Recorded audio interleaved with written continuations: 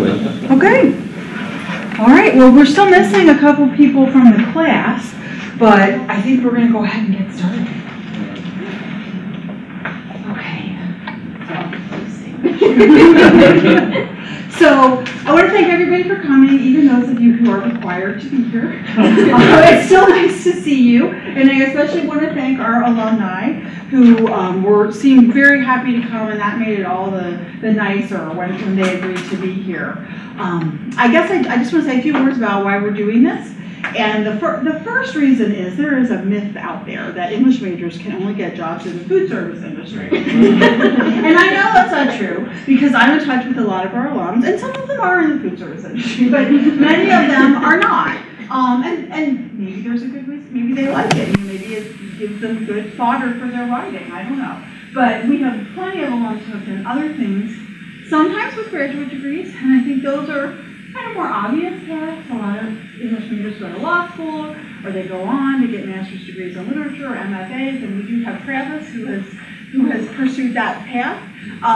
But a lot of English majors do other things and get jobs even without graduate degrees. So I wanted to show that that was the case.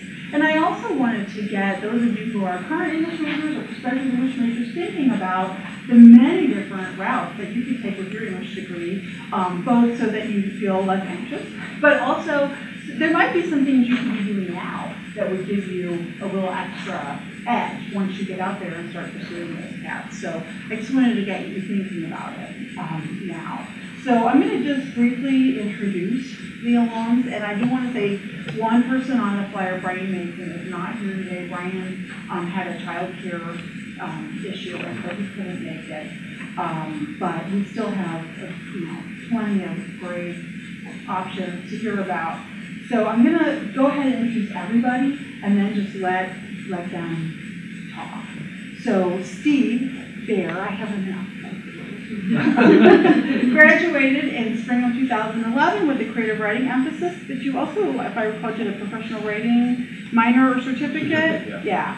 And he's currently employed by Operation Food Search, where he is also is the executive director of the Tesseract Theater Company, which I imagine you'll talk about that. Yeah. So you'll hear more about that when Steve takes the stage, so to speak.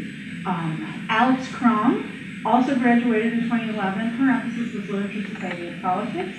She works for Crowdsource, where she's a content specialist. Jessica Gregory graduated in 2012, also literature, society, and politics, and she actually works at a bank as a reporting analyst, Federal Reserve Bank of St. Louis. Molly McNeil-Ebel was a creative writing emphasis major in 2007. She also minored in women's studies. Right now, she's an instructional designer at Edward Jones for the operations and service teams, and she is also currently pursuing her work as a poet. She was one of the first featured poets at the poetry session Chance Operations. Down at the end, Travis Masadi, who graduated in 2005 with a creative writing emphasis, went on to get an MFA, is currently a publishing poet and an adjunct professor of English at several universities around town, including Webster. He's a freelance writer, presenter, and guest lecturer, and perhaps most intriguing, poet in residence at the Endangered Wolf Center. And then Lisa Pepper, down at the end, is graduated in 1999 with an emphasis in creative writing. She works at the Missouri Botanical Garden Press as associate editor. So can we welcome all of you?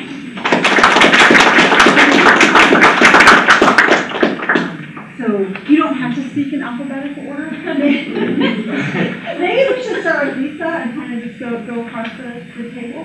And does anybody need any help with technology? Yes.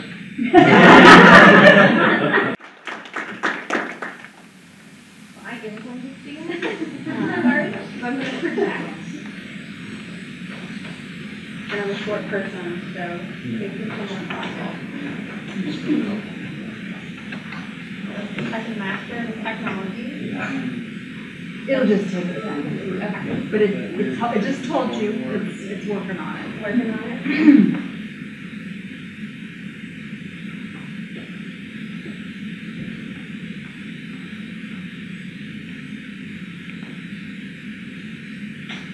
go ahead and start here. So I'm Molly Eagle. Thank you. It's an honor to be here and talking to you guys. I think that you guys are in such an awesome place. You're in such a good position. You're wonderful teachers. And I think we're all kind of envious of you because you've got it like all out there in the field. So really embrace that. So I work in training and performance. There we go. So I work in training and performance, and one of my fellow teammates just got back from a conference called Deborah, and a lot of the presenters there were actually doing presentations in memes. I think they're called memes. I'm gonna call them memes. And one of my coworkers pronounced them memes. I'm like, I don't think that's right, but I don't want to correct you. So today's presentation is going to be all memes.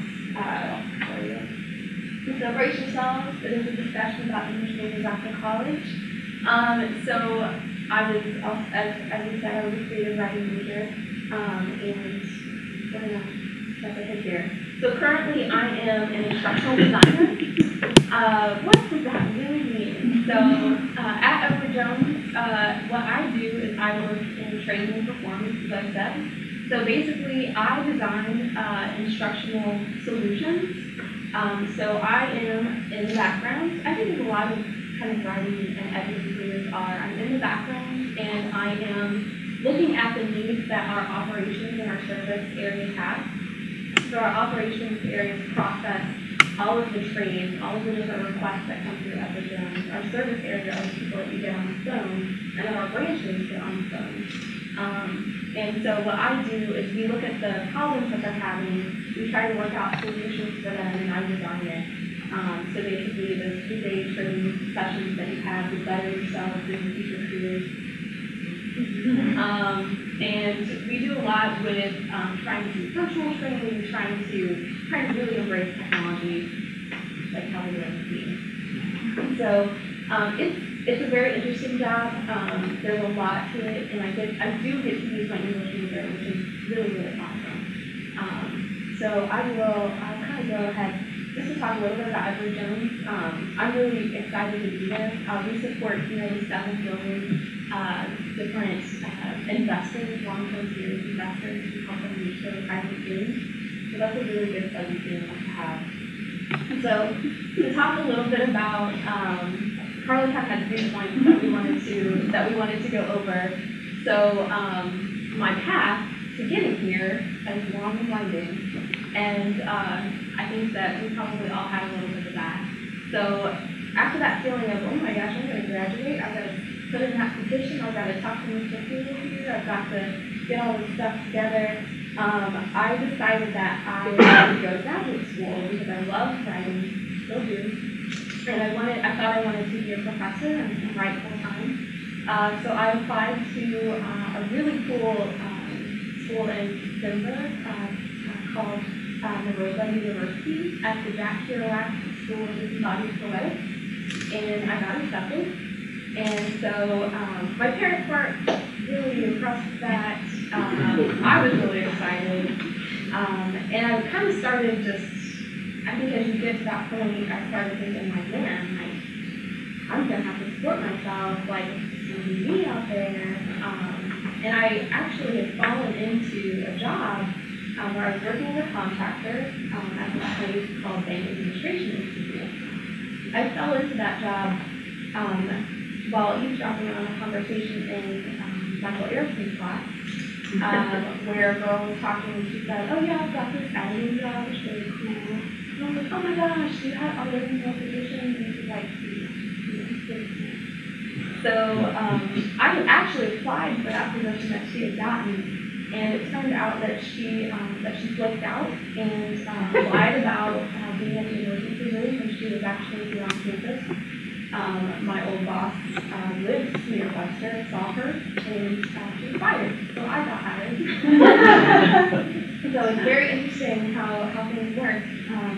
So I got in there. I did that like my last semester here at Webster. I did contract work about 10 hours a week, and I learned a lot. I did quality assurance. I did editing. I read e-learning programs. it was really boring stuff. Banking and financial compliance terms, understanding the Federal Reserve information, really understanding how to market yourself. And so that's kind of the point that I got there. So the stars kind of aligned in that I was kind of there at that job for about 6 months, sitting next to this guy. I don't even know his name, but he turned out to be a man I was getting married, or we were just together. So I just feel like everybody does have a path, and it was right for me to be there and to be learning all that stuff. So turned out that things were really, really busy there, but I didn't feel like I was developing myself. I didn't feel like I was learning as much as I was learning in my college career. I didn't feel that sense of satisfaction and fulfillment. So a friend of mine told me that there was a position at Webster University, a really great team, and I was like, I'm not good enough to work there. Like, I'm just in that glass building, like, there's people who wear suits every day.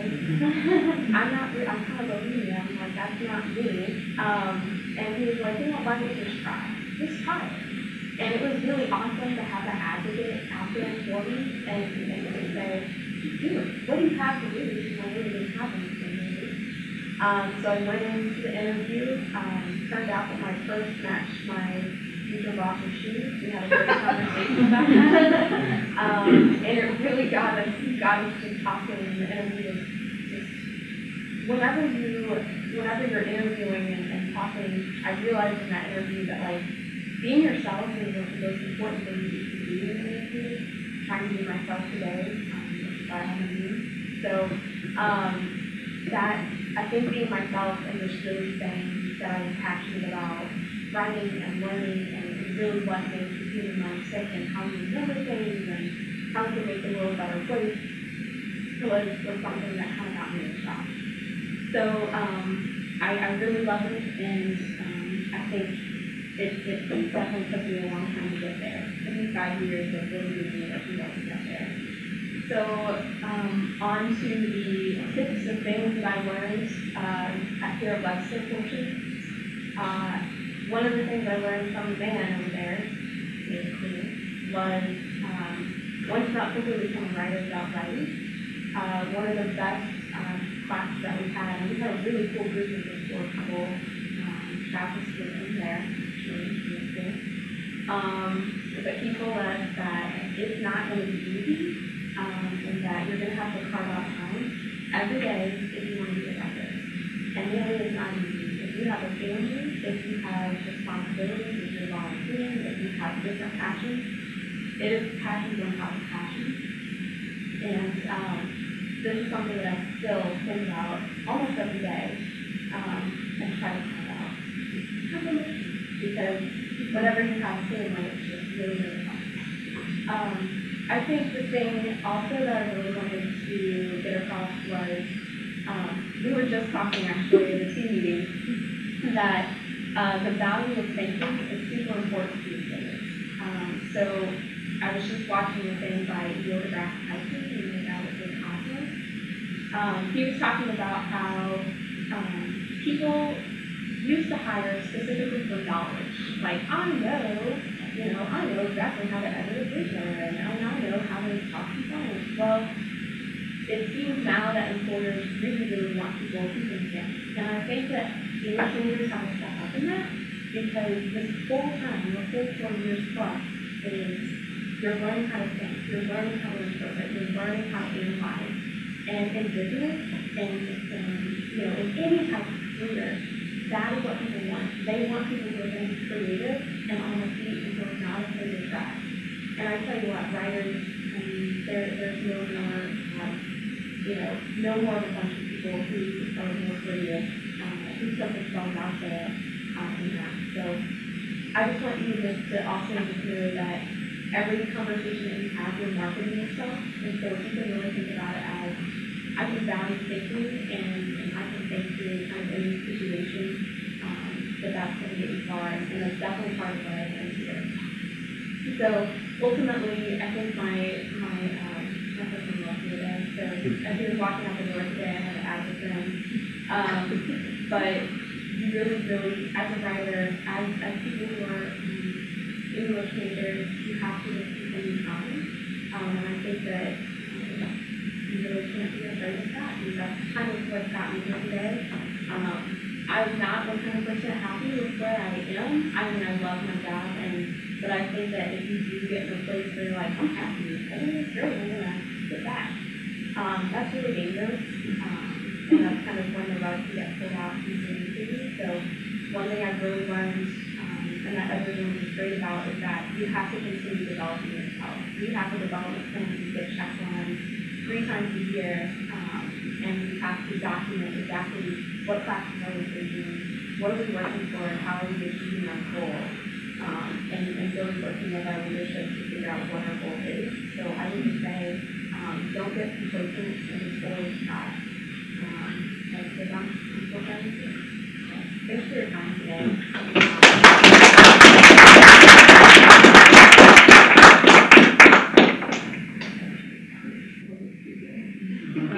The point that I want to make is that I took off work to come here today because I felt like I wish someone would see me up here when I was sitting in those seats and telling me that half that I said was going to pan out for me. I felt like I was a very unconventional English major, and I'm a very technical writer, and I'm really into creative writing, and I didn't know that you had to read to come to be an English major. I learned that, and now it kind of actually taught me, and now it's very super fun now. So I'm a reporting analyst at the Federal Reserve. My primary responsibility is proofreading reports and other documents. To give you a little background, the Federal Reserve is not actually part of the government, but we're a tool of the government. And we're the central bank of the United States. So when we go to U.S. Bank or Bank of America or whichever bank we go to, all of these commercial banks go to the Federal Reserve and they do their banking there. So we have examiners that go out to these banks and they're kind of performing an audit on the bank. And they're checking for policies, procedures, making sure there's no fraud, which sometimes there is, and they're making sure that they're not about to fall into bankruptcy. So after the examiner compiles all this information, they put it into the report, and it's kind of like a template, and then they send it on to me, and I'm editing it for punctuation, grammar, formatting, and so on. In addition, I also added various PowerPoint presentations for the Board of Governors and online classes for the examiners. I would say that to be successful in my position, I really have to be proficient with the English language, and I need to be multitask. I definitely learned theory through writing, numerous reports and papers at one time. And we really strive in my unit for timeliness and accuracy. So when the examination is done, we have 35 days to give the report back to the bank. The examiner has 2 weeks to write the report, and then it comes to me and I'll have 3 days to edit, 50 to 150 pages.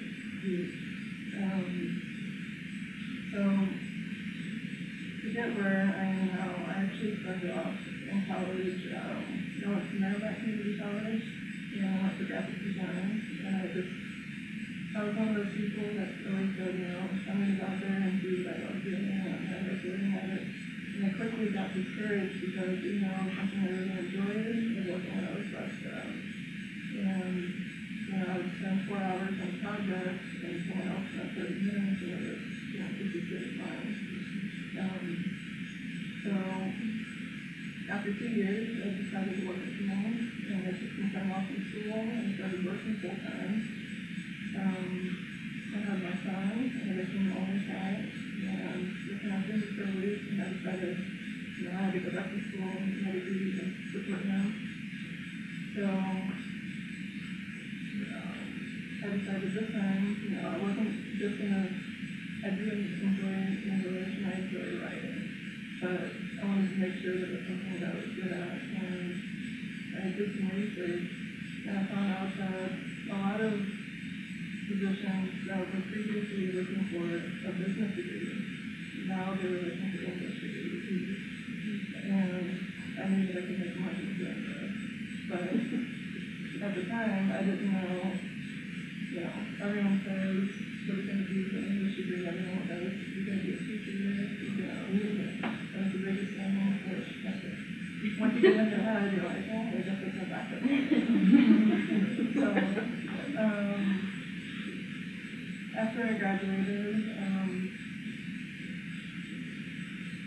it took me 8 months of searching online to find my job, and I went on a couple different interviews that were totally bombed, but I'm glad that I have a practice, so I encourage you to not get discouraged when you're doing interviews. And I think that the number one thing that you need to focus on right away is learning how to write a strong resume, because that is going to be your first impression.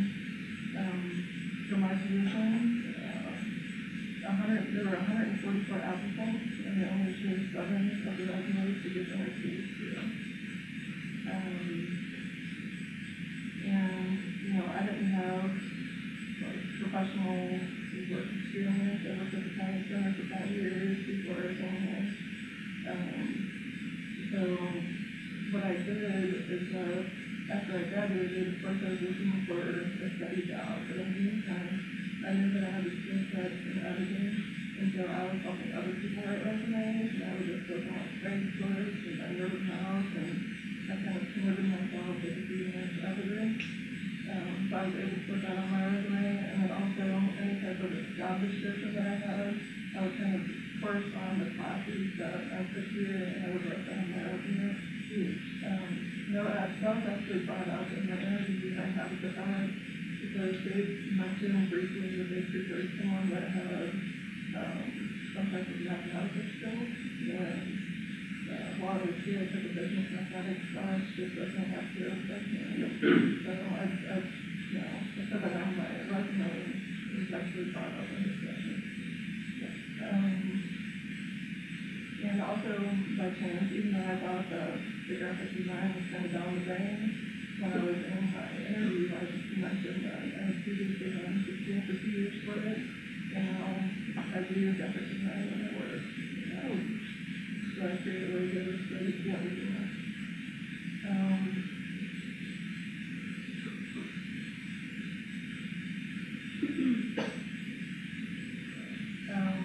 So I think that the main aspects that I learned as an English major is critical thinking. A lot of times I'm going to have to read these reports and I have to rewrite paragraphs at a time.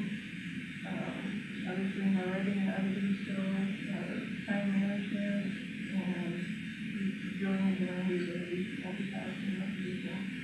But I think the main thing that I've learned as an English major is to think outside the box, which is and my boss calls me a futuristic thinker, and a lot of times I'll be doing a procedure and I find a more efficient way of doing it, and I ask them, why were we doing it this way? And they just say, because we've always done that. I don't think that that's acceptable, so literally every other week I'm coming up with new ideas and I'm changing the way that procedures are done.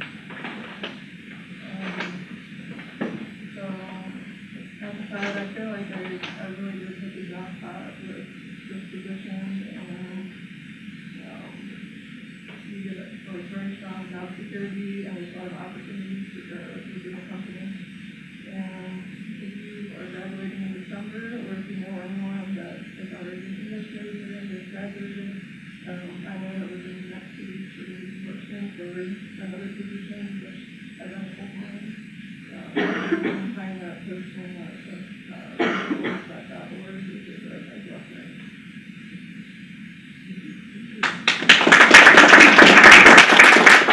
In general, which is basically where you take a large task and you break it down into small little tasks and you divvy it out to the crowd. So like just kind of like outsourcing, but more control.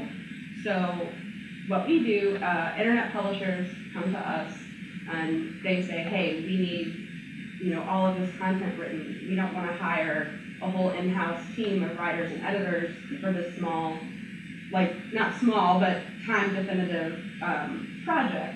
So they come to us and they say, can you help us? And we say, yeah, sure. So we have a team of hundreds of at-home writers and editors that work all over the world. We have our own software platform where workers can log in and complete work. They're paid via PayPal. It's kind of like almost like an online marketplace where work can go in and like search for jobs and just work on them as you please. So I actually got really, really lucky. I consider myself like extremely blessed. I always knew that I wanted to major in English Lit since sophomore year of high school. I edited the yearbook in high school. I've always been into reading and writing, so I always knew it. And of course, as every time I told people I'm going to major in English Lit, and I'm so excited about it. Well, what are you going to do with that? How many times do I have to answer this question, right? So my original plan, and it's something that I would still like to do, is get my PhD in English Lit with an emphasis in gender studies and teach, be a college professor. Always wanted to do it, still wanted to do it. Finished my undergraduate degree, took a look at my student loan balance, and was like, maybe I should start chipping away at that a little bit before I add to it. So I was working at Journeys at the time. I had worked there since I was 15, just part-time, selling shoes.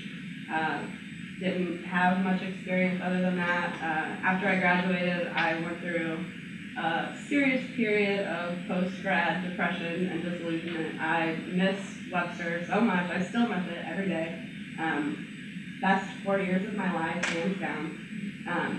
So I wasn't actively looking for a job. I had a backup plan. My boss at Journey said, you know, if you want to work full-time as a manager, you got that open to you once you graduate.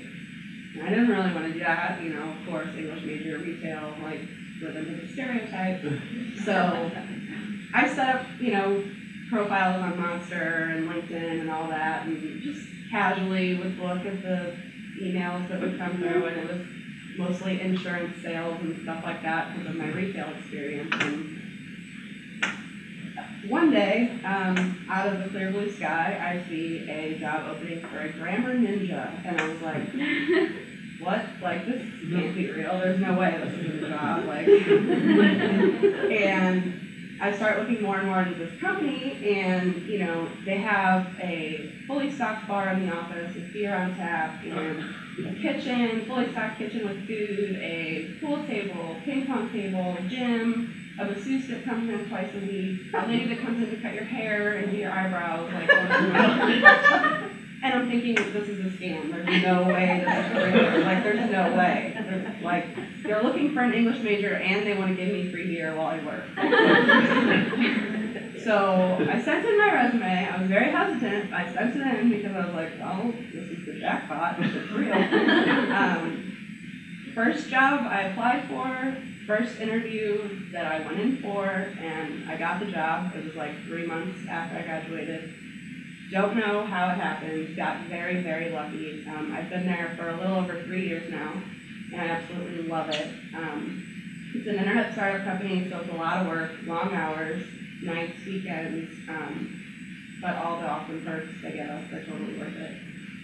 So to get into what I do on a daily basis and how it relates to my degree, essentially what I do is I manage these individual content projects. So right now, for example, my main client is Ask.com, which I'm sure you guys are familiar with. They used to be Ask Jeeves with the awesome Butler, and you know, it was all terrible user-generated questions and answers that were like half of them were troll answers. And so, you know, they came up with this whole new concept for their website, and they wanted to launch, you know, take a whole new angle and provide like really quality content with like researched answers.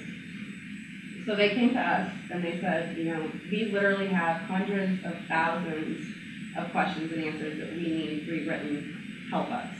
And so then I say, okay, I kind of have to take that big task, break it down into smaller little bits, and basically set up the project on Workstation, which is our platform where the writers come to complete the work.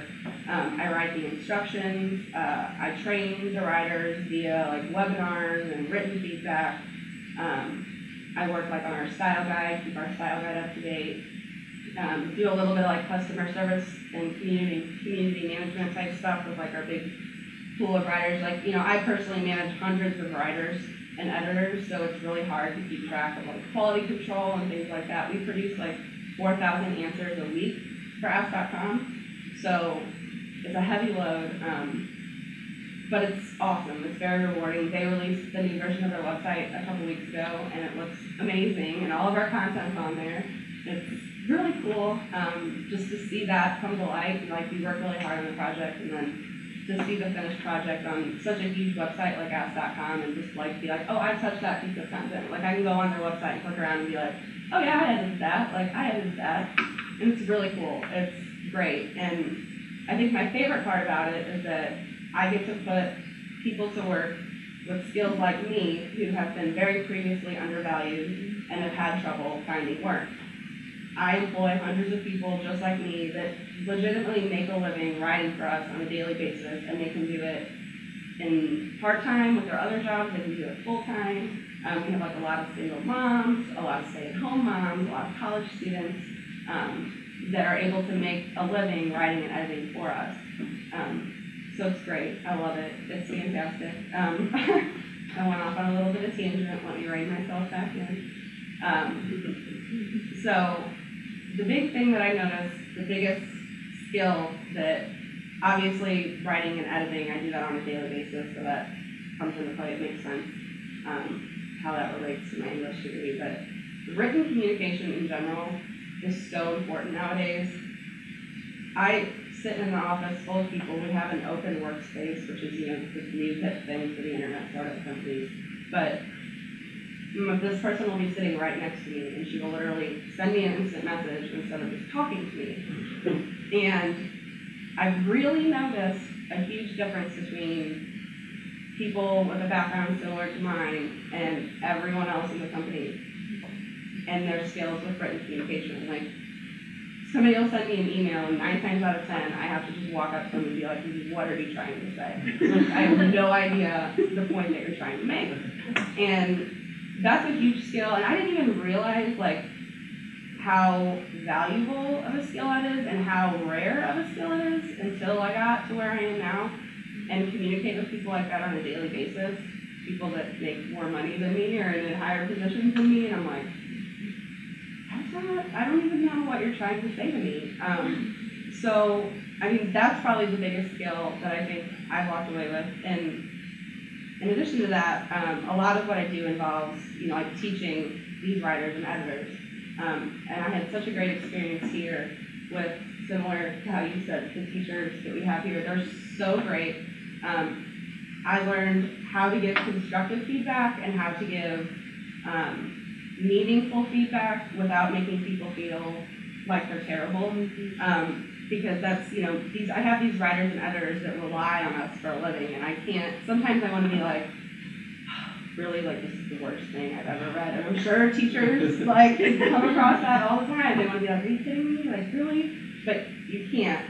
And it's really rewarding to be able to help people improve those skills and set them up with even more skills.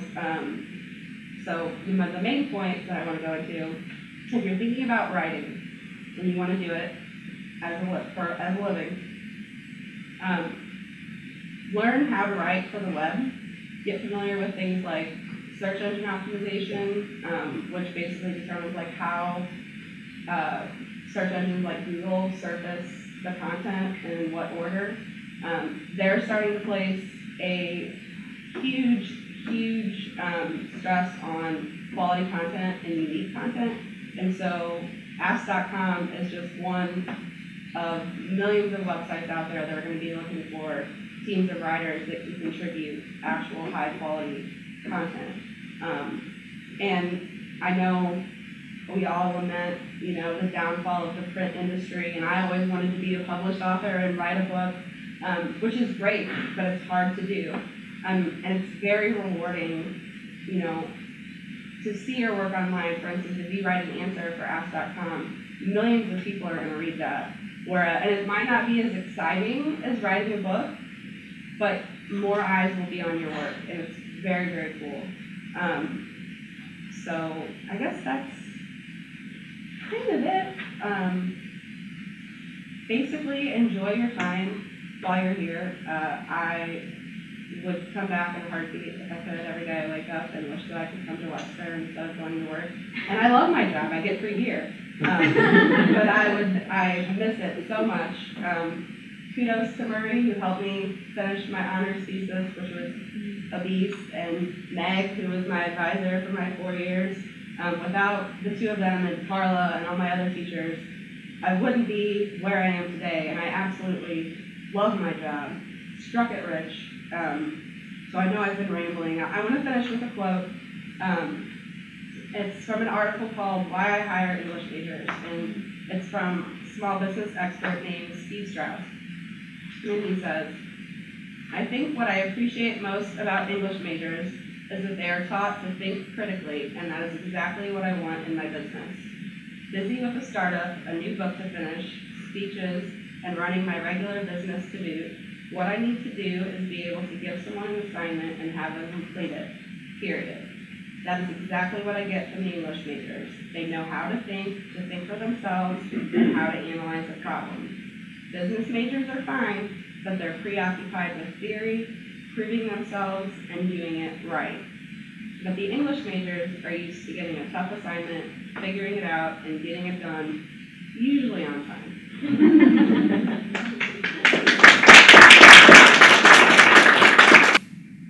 And basically, how it all works is that we have lots of different partners in the grocery industry that, once their perishable items are becoming close to or a little bit past their sell-by date, they can't sell it.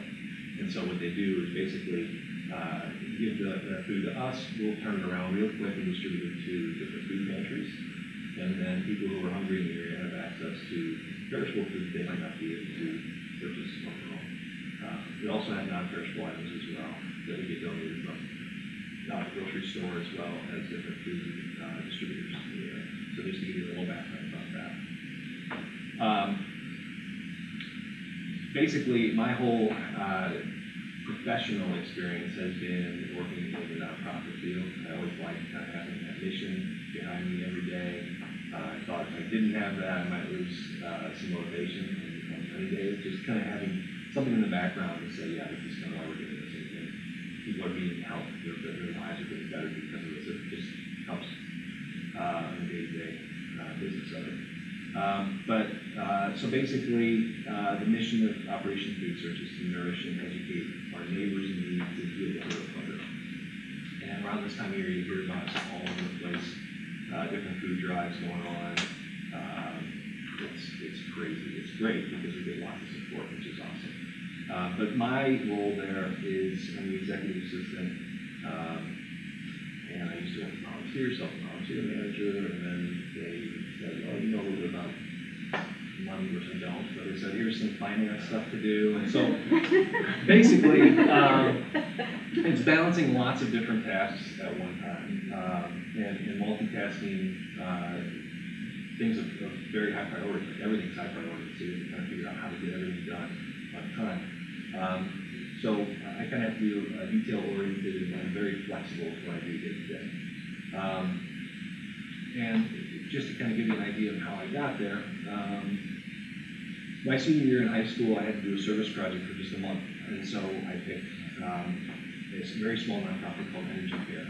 And they're in South St. Louis, and they help people with getting air conditioning in the summertime and heaters in the wintertime.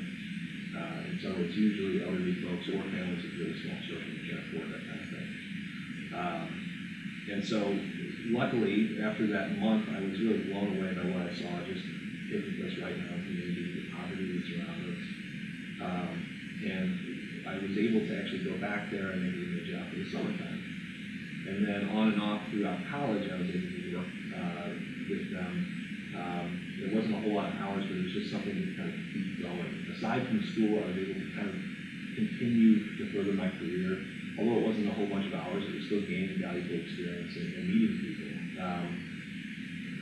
Developing really good relationships with our executive director there, the board members that worked for that were with that company, which kind of helped me continue into the next job, which was for Operation Food Search. After graduation, I was basically informed by Energy Care they wanted to get an item at the time, and so I said, okay. I had heard about Operation Food Search, and so I applied there. And again, as Alex was saying, felt really blessed. I felt the same way. I was incredibly lucky to just have that opportunity open up basically right when I needed it. And in the interview, I was like sweating bullets basically, because again, I don't do that very well at all. And resume was okay. Like I turned that in, I assumed that's kind of what it was. Oh, that's good. You know, yeah, that sounds good. But then when I went in there, it was like, it was a mess. I was like wearing a suit and stuff, and oh my god, it was terrible. But basically, I think the one thing, and actually my future boss told me that she was really impressed by his enthusiasm for just the nonprofit world in general, as well as just kind of my attitude on things. And I get all of that, basically, the enthusiasm, the attention to detail, the flexibility, all from my education here at Webster in the English department. I also had a minor in philosophy, and so I never had answers, I just had questions. But even in English classes, like everybody would be chiming in and throwing out really good observations, and you know, I was just kind of sitting back and just be like, but what about? And I always had to kind of just throw a question out there because I didn't know what else to do. And I think just in my career that served me well, because everybody that I work with, they always kind of want to find the answer and just get it over with and say, okay, this is, or just say, you know, this is how we've always done it, so we're going to continue to do it this way. It may not always be the best way. And so I kind of found that the value that I bring to it is just being able to ask the right question at the right time, to where people will hear that and say, oh, it makes them think of something. And smarter people than me can look at that question and say, oh, okay, yeah, you're absolutely right. Let's see if we can find a better way to do it. And then I can help in that process too. But just the ability to ask questions and the right questions was huge for me personally and professionally. I would say, just in terms of the general awesomeness of the English major at Webster, as Karla put it, you know, I think it's been said a couple of different times, but the small class size is extremely advantageous to learning, to developing yourself as a student, as a person. The professors are outstanding, unbelievable. And make it an extremely safe environment for you to grow, to ask questions that you wouldn't normally be okay with, and you're like, oh, it's kind of personal or whatever. You're afraid. It's really easy to just kind of relate to your professors here, as well as your classmates. I can't think of really a time throughout my education here where I was really just kind of in that situation. Always, every class was just like wide open, and everybody was just going to bounce ideas off each other. It's fantastic. So I think it starts with the professors, of course, and then you kind of have to feel safe in that environment, but then also the classmates that you're working with as well. Take advantage of getting to know each other at this time. When you see each other day to day, you know, that's a great time to kind of, I don't want to say network because it sounds so cold, but just get to know each other, get to know what your desires are for when you're not in college, or just what you want to do in your free time. And it really helps to develop great personal relationships as well as professional relationships as you go out there. So I also was lucky enough I went to school with a couple of people here who started a theater company.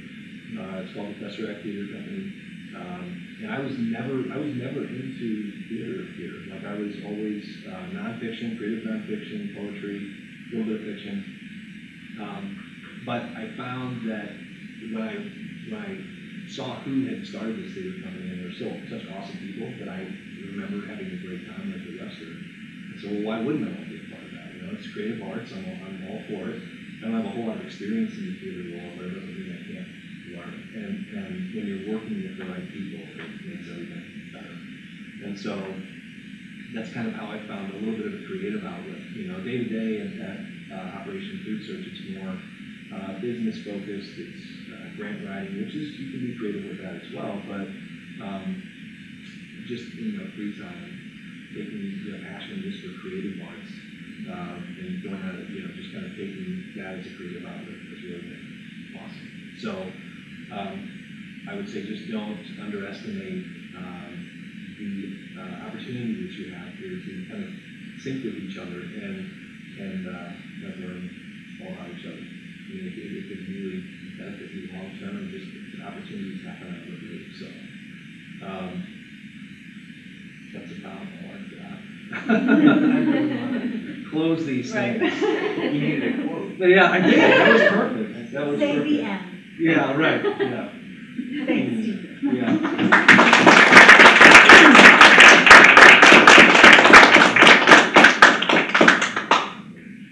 All right.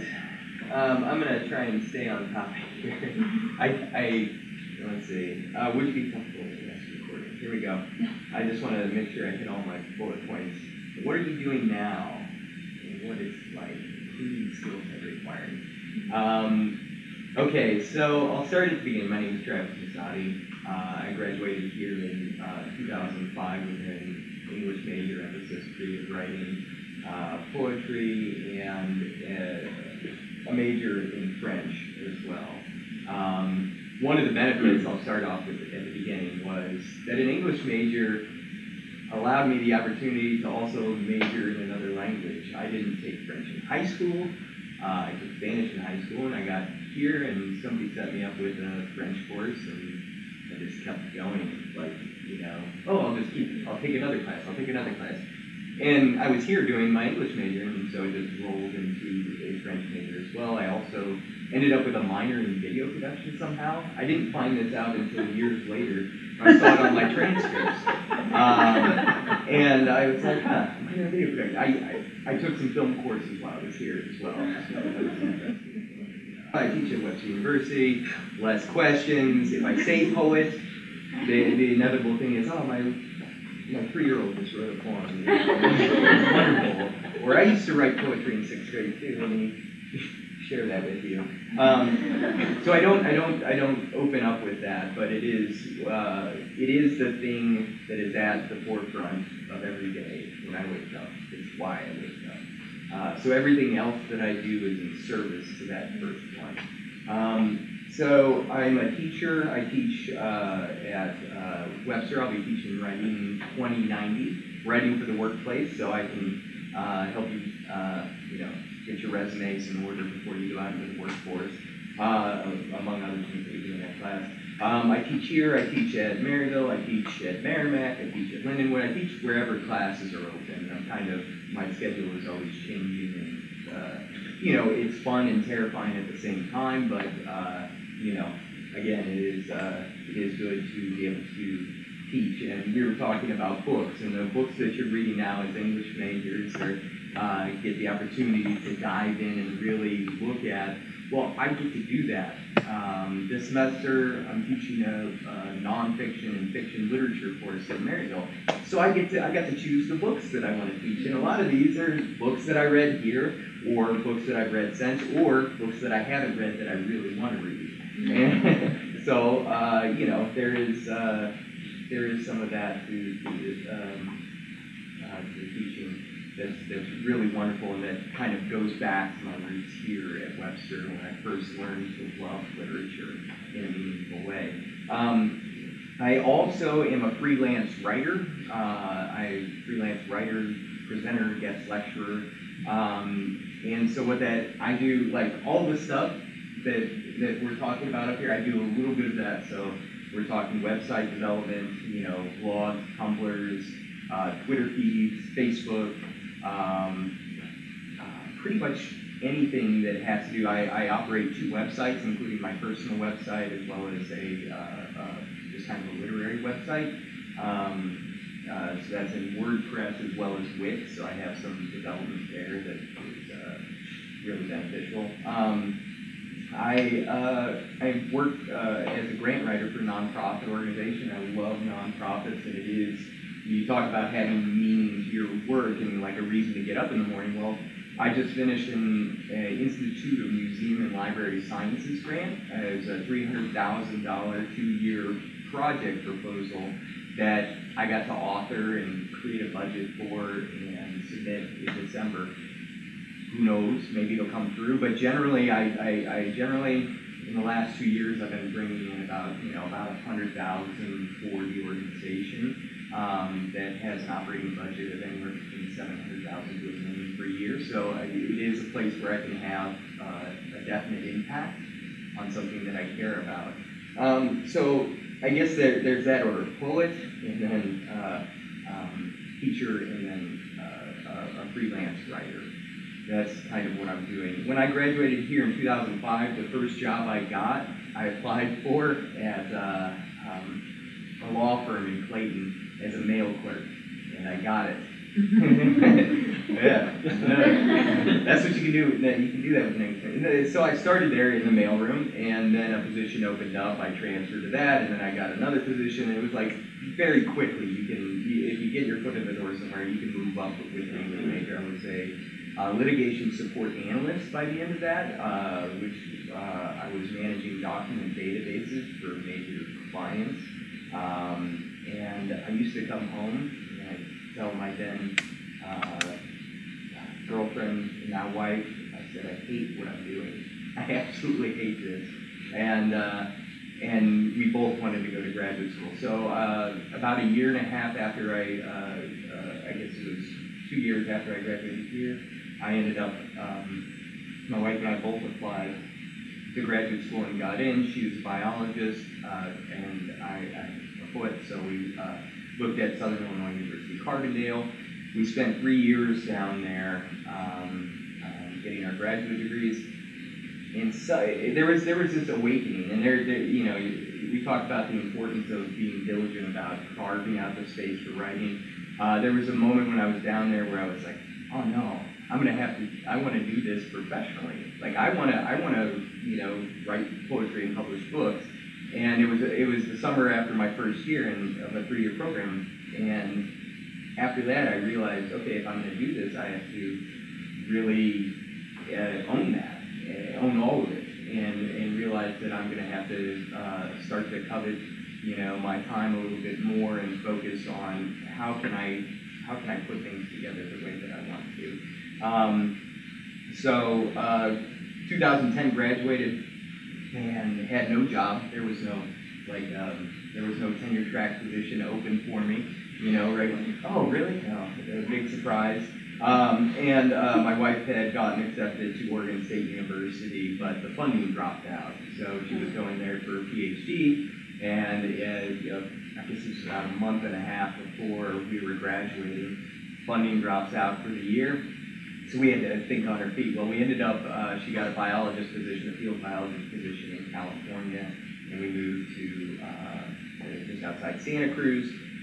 Get there, I had to find a job immediately, we wouldn't make rent the first month. I did a comparison between what the cost of living expenses are in Carbondale versus where we were moving to, and a website will tell you what the percentage difference is, and it was like a 480% increase from our cost of living. So we coasted into town on fumes. I got a job as a produce manager, a night produce manager for a little organic grocery store up in the mountains outside of Santa Cruz.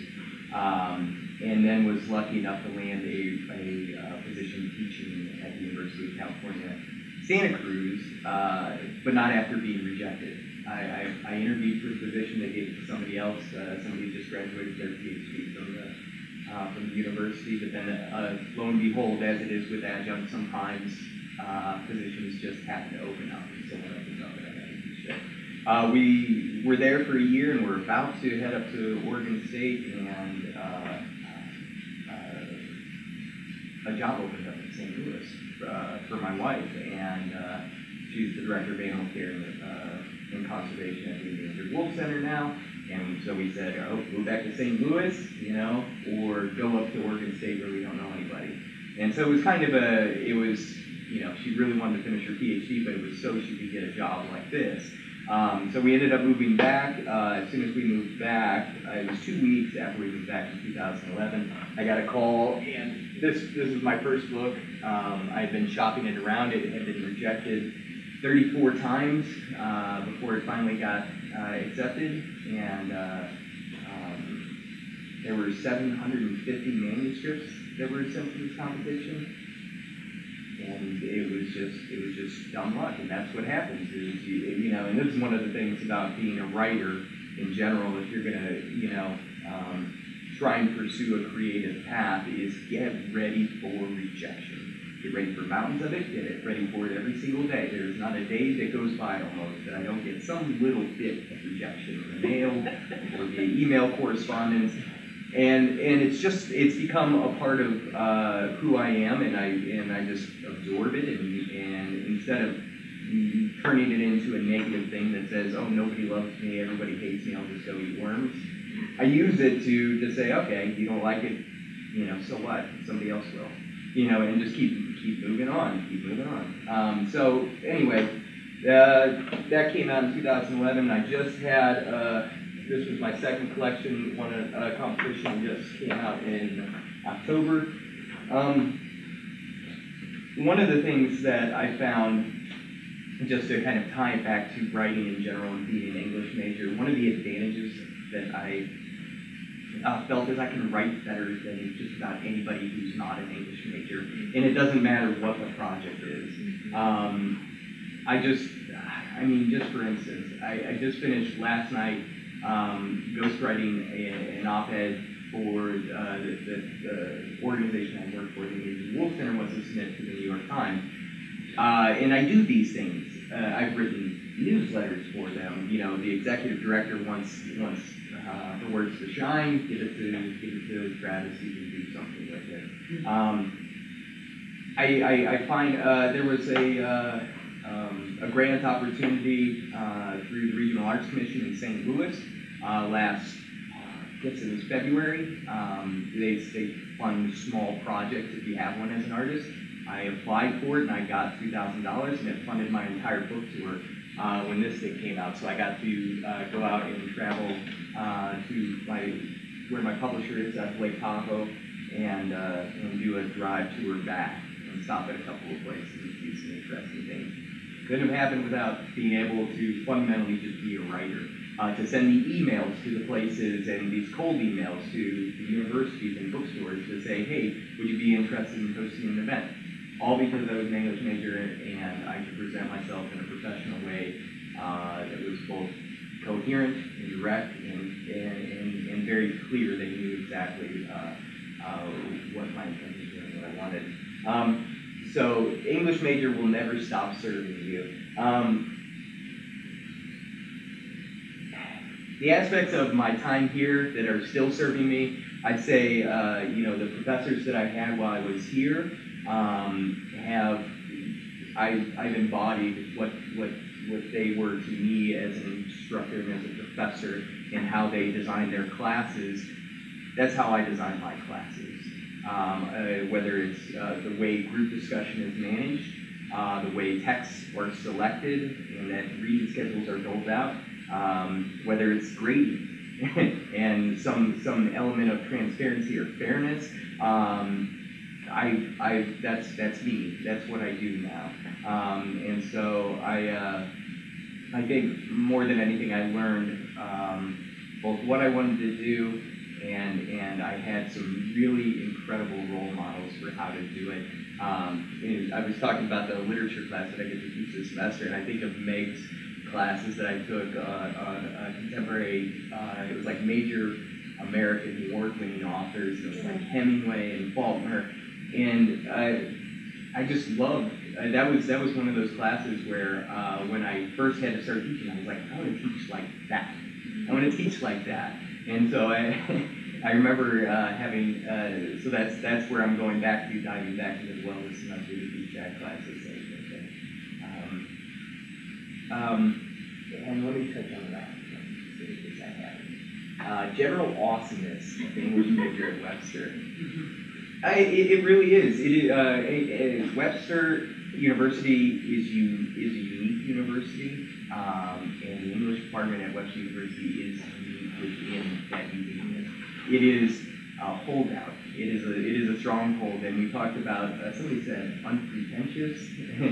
That's one of the things that I like about my time here, and the thing that is still true is there is a level of sincerity in the relationships that you develop on a peer level, but also the relationships that you develop with your professors and your advisor.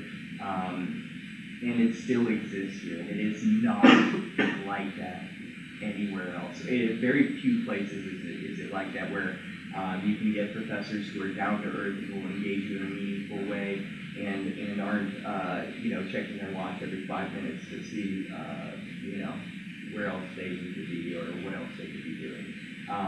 You have people that care about you and care about your future, and will help you get to that point. The last thing I will say is I got to when the first book came out, and this was just total happenstance. James Cruz, who went here, who was a friend of mine, we were in workshop together. It just so happened, we talked about networking, his book got accepted, won a contest, and was coming out the same year, like within a month we were being published, our books were coming out. And so we got to set up little tours together, and he and I were driving through the Columbia River Gorge up in Oregon together, just enjoying each other's company. It was so awesome, and I wouldn't have been able to have that experience had I not had the experience first here at Webster, and then to enjoy each other as writers afterwards. As we're lifelong friends. I mean, we shoot emails back every single week, share new forums, new things that we're working on. So, yeah, that's all I got.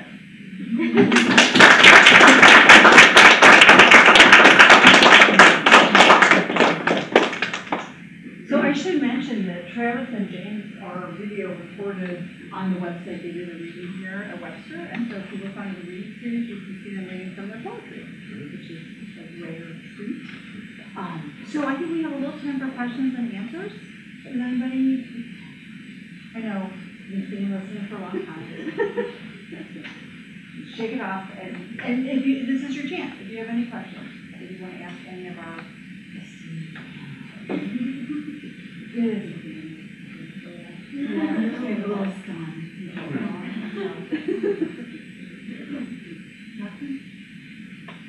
So you're a French and an English major? I'm also a French and English major, so that really interested me.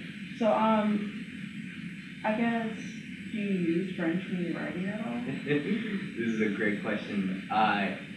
Yes, I do. Actually, the latest manuscript that I've been working on, I like to co-opt some French language. So you obviously study French literature, and so you have this bank of French literature that nobody else really knows about, unless they're really well-rounded individuals.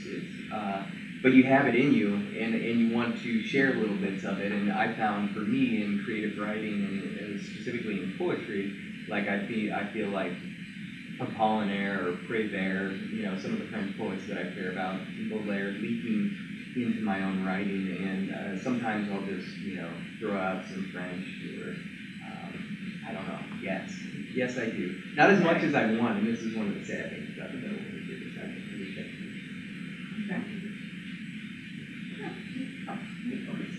I'm going to go ahead and start passing something out, but other questions? I have a question, actually, for Steve. Yeah. I'm an English drama major, and I was wondering, what kind of involved, what sort of things you do with Tesseract? Yeah, okay. What sort of skill sets you bring there? Yeah, okay. Well, basically, like I said, I didn't have a whole lot of drama background at all, but I worked with people who did, or who were playwrights.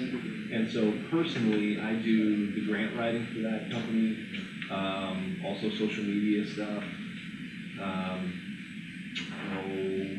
e-newsletters, I write that for them. And we're really young still. It was like 2010 when they first started it. And so we're only in our third full season being, 3 2-week productions. And so it's really still kind of small time, but we're trying to expand. We just do shows down at the Regional Arts Commission, actually. I personally, I don't get involved much in the creative process, the creative side of the theater company. It's more like the grant writing side of things. But we have 4, maybe 5 volunteer board members, and so I work with them closely. I went to school with them, and so I can always, if you're wanting to know more about the artistic side of things, I can always put you in touch with them because it's helping like that. But yeah, just for me personally, it's more just the other stuff. Yeah.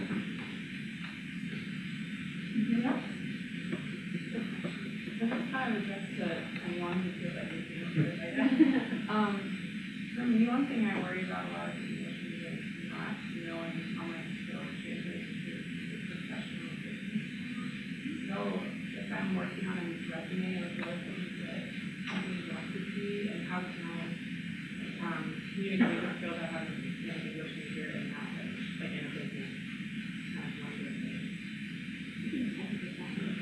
I think the things that, like, because I've kind of interviewed people before, but the things that we look for most are you able to multitask? We talked a lot about that. Are you able to, I guess I talked a little bit about passions, different passions, but I think one of the things that's important is you have a passion for English and the things involved in that, but do you have any other passions? So for example, youth nonprofit. Letting that show and also letting your personality show. So also just showing that you're not only so that you're involved in these things in the community, and that you also try to learn a little bit about the business. So for example, when I was writing resumes, every single resume is different. I always show it to the company that I was going to do. Because there's going to be specific words that I would don't think to do that are different than the operations do. So I would just make sure that you really study your approach and you think about marketing stuff and what your strengths are and how to use it. It's like my interview that I was doing, I have literally a notebook and I just have like all these examples of like, what was the time where I had to get this situation because always have those questions. So writing with many different examples, even if you have them here in college, you have them in work study, you can have them in your other jobs. Keep a journal of those because I talk for probably an hour about all of my examples and using it helps because it helps me to get this conversation and it really helps to I was just to piggyback off that a little bit, focus on critical thinking and problem solving skills. You have them more than you realize, and once you get out into the real world and compare yourself to others, you'll notice it even more. Hone in on that, sell that hard. Similar to the quote I read, people like to just give you something to do and you can do it on your own. Even that means you have to research it, you have to look up how to do it, you got to figure it out on your own. People like that, and English majors can do that. Teachers will say, write a paper. Okay, you got to write, you got to do all that work on your own. That's all the guidance that you have. And also, like, organizing and presenting information is something that English majors are really good at, which kind of goes into the written communication, but knowing how to structure your ideas and, like, provide supporting evidence and, like, background. Like, I could never send my boss an email and be like, hey, we need to make this change, end of story. Should be like, okay, why? Show me why, explain to me why. And English majors are good at doing that. Same reason why you couldn't just write an English paper full of your own personal opinion with no supporting evidence from the text. And I think that's, Yeah, the only thing I would add as well is just emphasize flexibility as well. It's just the ability to take criticism as well. I'm not sure if that's the best way to put it, but a number of different times throughout my time with Operation Food Search, my boss would say like, hey, this isn't working out. We need to change this, and I think it'd be better. And I was like, okay, that sounds good. And he's like, wow, I've never had somebody just like answer like, okay, and then do it. And like, okay, like I don't know. I guess other people would like throw this big fit and stuff, and it's like, if it's gonna help me be better, it's gonna help everybody else be better around me.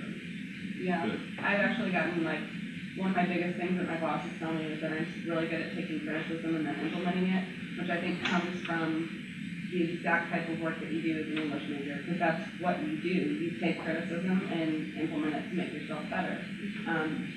And you don't take it personally. And that's a huge skill too. There There we go. Yeah. It's really fun. I think overall we just need your resume to appear and professional. Because I've had to do a lot of resumes and, you know, you don't want just one paragraph or pages long, you want bullet points. Like I did someone before and they had all the bullet points with butterflies.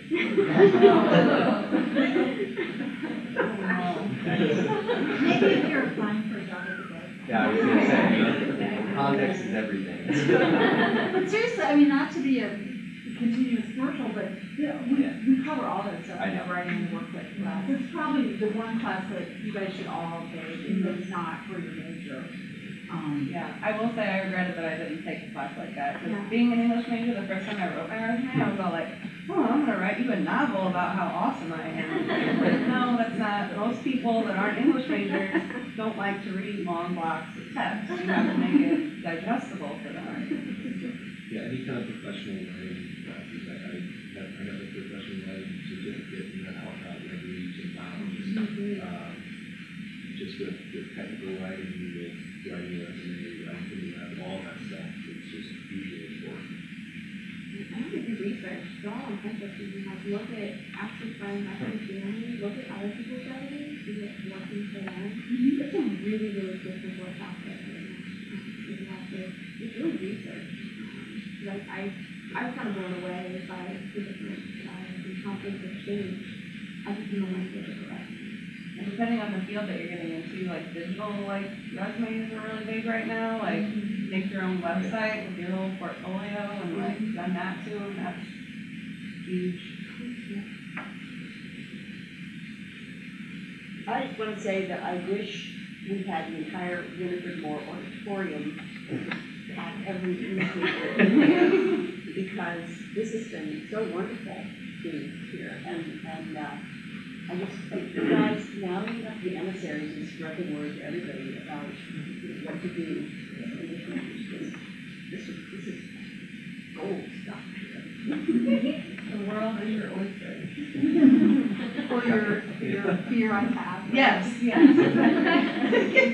Yeah. Yeah. Well, so it seems like we are coming to an end. So I just want to thank our wonderful speakers for coming and for, doing such a wonderful job and opening up some eyes, hopefully, to some of the varied things you can do. And thank you.